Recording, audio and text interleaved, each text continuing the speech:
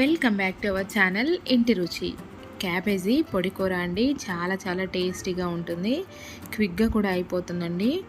Lunch బాక్స్లో కూడా త్వరగా కూడా అయిపోతుంది. దీనిని ఎలా ప్రిపేర్ చేయాలో చూసేద్దాము. ముందుగా స్టవ్ ఆన్ చేసుకుని ప్యాన్ పెట్టుకుని ప్యాన్ బాగా హీట్ అయిన తర్వాత ఒక 10 వరకు ఎండుమిర్చిని, అలానే 2 స్పూన్ల వరకు పచ్చిశనగపప్పు, 1 స్పూన్ వరకు జీలకర్రను కూడా వేసుకుని ఇవన్నీ మాడిపోకుండా మంటను మీడియం ఫ్లేమ్లో పెట్టుకుని మిక్స్ చేసుకుంటూ 2 నిమిషాల పాటు ఫ్రై చేసుకోవాలి. ఇలా ఫ్రై చేసుకున్న వాటిని ఒక ప్లేట్లోకి తీసుకుని పక్కన ఉంచుకుందామండి. అదే ప్యాన్లోనికి ఒక ఫుల్ కొబ్బరికాయలోని హాఫ్ చిప్పని తీసుకొని ఇలా తురుముకోవచ్చు, లేదంటే మిక్సీ గిన్నెలో వేసుకొని మిక్సీ చేసుకోవచ్చండి. అలా చేసుకున్న కొబ్బరిని తీసుకొని దీనిని కూడా గోల్డెన్ బ్రౌన్ కలర్ వచ్చేంత వరకు ఫ్రై చేసుకొని ప్లేట్లోకి తీసేసుకొని వీటిని చల్లారనిచ్చుకుందామండి. అదే ప్యాన్లోనికి 3 స్పూన్ల వరకు ఆయిల్ వేసుకుని ఆయిల్ బాగా హీట్ అయిన తర్వాత పోపు దినుసులను యాడ్ చేసుకుందాము. ఆవాలు, జీలకర్ర, మినపప్పుని కొద్దిగా ఎక్కువ వేసుకోండి. పంటి కింద తగులుతూ చాలా బాగుంటుంది. అలానే 1 స్పూను పచ్చిశనగపప్పు, 7-8 వెల్లుల్లి, 1 ఎండుమిర్చిని కూడా తుంచుకొని వేసుకుని ఈ పప్పులన్నీ మాడిపోకుండా 2 నిమిషాల పాటు ఫ్రై చేసుకొని 1 రెమ్మ కరివేపాకుని, అలానే 1 మీడియం సైజు ఆనియన్ని సన్నగా కట్ చేసుకుని వేసుకుందాము. అలానే 3 పచ్చిమిర్చిని కూడా కట్ చేసుకుని వేసుకుందామండి. ఇవన్నీ కూడా బాగా ఫ్రై చేసుకోవాలి. ఇవన్నీ త్వరగా మగ్గిపోవడానికి 1/2 స్పూన్ పసుపుని, అలానే సాల్ట్ని కూడా వేసుకుందామండి. టేస్ట్కి తగినంత సాల్ట్ని, కర్రీకి సరిపడేంత కూడా సాల్ట్ని ఇక్కడే యాడ్ చేసేసుకోవాలి.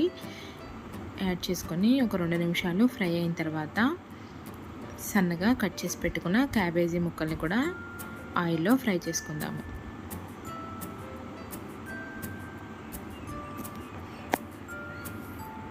క్యాబేజీ ముక్కల్ని ఆయిల్లో బాగా ఫ్రై చేసుకోవాలండి.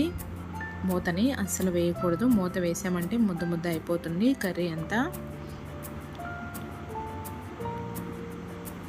ఫ్రై అవుతూ ఉన్నప్పుడు మనం ముందుగా ఫ్రై చేసి పెట్టుకున్న ఎండుమిర్చి, ఎండు కొబ్బరి వీటిని కూడా చక్కగా పౌడర్ చేసేసుకుని తెచ్చేసుకుందాము. ఇలా పౌడర్ చేసుకున్న దానిని పక్కన ఉంచుకుందామండి. దానిని లాస్ట్లో వేద్దాము. క్యాబేజీ ముక్కలు చక్కగా ఫ్రై అవుతున్నాయండి. ఒక 5-6 నిమిషాలు బాగా ఫ్రై చేసుకున్న తర్వాత గరిటతో తిప్పుకుంటూ మంటని మీడియం ఫ్లేమ్లో పెట్టుకొని బాగా ఫ్రై చేసుకోవాలండి. గోల్డెన్ బ్రౌన్ కలర్ వచ్చేంత వరకు ఫ్రై అయిపోవాలి. ఉడికించుకోవాల్సిన అవసరం ఏం లేదండి. మనకి ఆయిల్లోనే చక్కగా మగ్గిపోతాయి క్యాబేజీ ముక్కలు. ఇలా ఫ్రై అయిన తర్వాత ఇప్పుడు పౌడర్ చేసి పెట్టుకున్న మిశ్రమాన్ని యాడ్ చేసేసుకుందాము. వేసుకొని బాగా కర్రీకి మిక్స్ చేసుకుందామండి.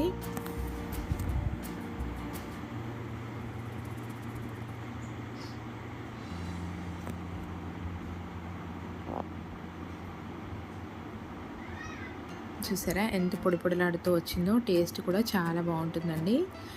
దీనిని రసంతో కానీ సాంబార్తో కానీ సర్వ్ చేసుకుంటే చాలా బాగుంటుంది సైడ్ డిష్లా. ఈ రసం సాంబార్ వీడియోలను కూడా కింద డిస్క్రిప్షన్ బాక్స్లో ఇస్తానండి. దానిని కూడా చెక్ చేసేయండి. ఇలా 2 నిమిషాలు ఫ్రై చేసుకున్న తర్వాత స్టవ్ని ఆఫ్ చేసేసుకుని సర్వ్ చేసేసుకోవడమే. చూసారా ఎంత పొడిలాడుతూ ఉందో. టేస్ట్ కూడా చాలా బాగుంటుందండి. ఇప్పుడు తినని వాళ్ళు కూడా క్యాబేజీని ఇలా చేశారంటే చాలా ఇష్టంగా తింటారు. తప్పకుండా మీరు కూడా ఇంట్లో ఇలా ట్రై చేయండి. ఈ వీడియో మీకు నచ్చినట్లయితే లైక్ చేయండి, షేర్ చేయండి, సబ్స్క్రైబ్ చేసుకోండి. Thanks for watching.